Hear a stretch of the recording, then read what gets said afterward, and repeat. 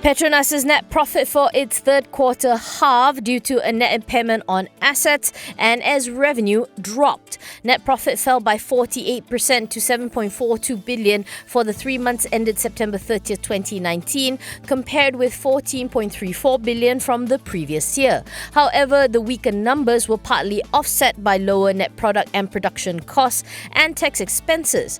Revenue for the period fell 6.8% to 55.11 billion, attributed to lower average realised prices for its major products, coupled with the impact of lower sales volume for crude oil and condensates. But this was buffered somewhat by the weaker ringgit versus the greenback. The national oil company said capital investments for the quarter amounted to 12 billion ringgit, mainly due to upstream projects. On a cumulative 9-month basis, net profit fell 11% to 36.4 billion, while revenue fell 3% to 176.2 billion ringgit. Petronas also saw a 15% improvement in cash flows from operating activities, while gearing improved to 18.9%. President and Group CEO Tan Sri Wan Zulkifli Wan Arifin said the group has demonstrated its resilience and ability despite persistent market volatility. He adds that Petronas will remain focused on driving operational efficiency and commercial excellence across the group, backed by its three-pronged strategy. While Wan Zul admits that Petronas' performance will continue to be impacted by the challenging environment, its financial position is expected to remain robust.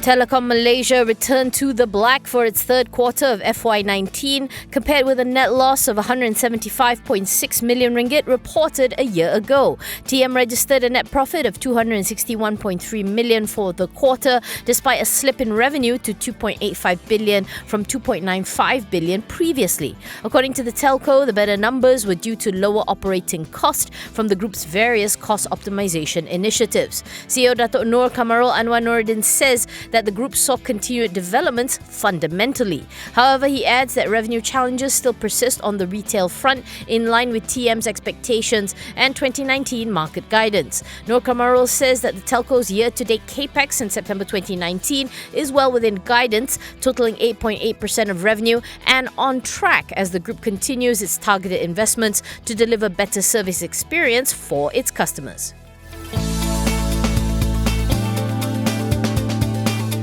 Sime Darby saw a 9.3% improvement in net profit for the first quarter of FY20 to 246 million, thanks to growth at its industrial division and motors business. Revenue likewise grew by 7.1% to 9.48 billion from 8.85 billion ringgit a year ago. Excluding one-off gains, impairments and provisions, Sime's core net profit rose 42.9% to 270 million ringgit. Group CEO Datuk Jeffrey Salim said in a statement that its industrial division recorded wins in most markets, riding on the mining and construction waves to enjoy increased sales in China and Australia-Asia region.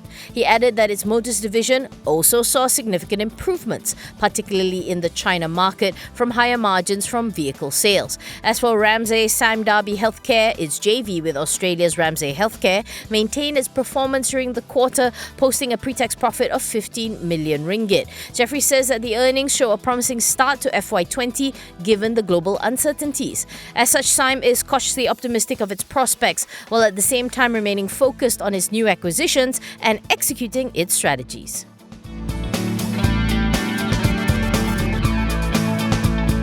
Putrajaya is sticking to its 4.7% GDP growth forecast for the full year of 2019, despite the slowdown seen in the third quarter. Finance Minister Lim Guan Eng says this is because the government is confident that economic growth will pick up steam in the current quarter, so it won't be revising down its projection. 2 weeks ago, Bank Negara announced that Malaysia's third quarter economic growth contracted to 4.4% from 4.9% in the previous quarter. Lim explains this was due to the impact of the ongoing trade war and adds that fourth quarter GDP growth is normally stronger. In the last quarter of 2018, Malaysia posted a 4.7% growth in GDP.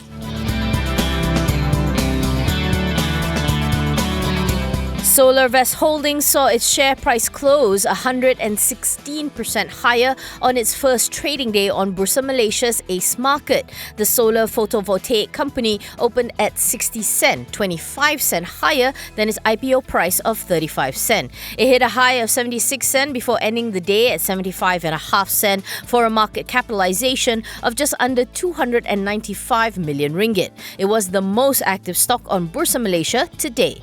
Yesterday, Kenanga Investment Bank said it expects Solarvest to register more than 20% annual earnings growth for the next 2 years on an order book of 184.5 million ringgit. It also pointed out that once listed, the company would be the only pure solar photovoltaic player on the local bourse. According to the research house, Solarvest is fairly valued at 43 cents.